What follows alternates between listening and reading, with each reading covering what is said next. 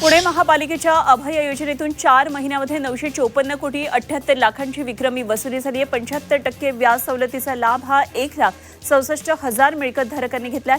मात्र अपेक्षित वसुलीच्या केवळ 21 ते 22% रक्कम जमा झाली आहे आणि आता उर्वरित थकबाकीदारांवर कडक कारवाई करत मालमत्ता सील करण्याची तयारी प्रशासनाने केली आहे।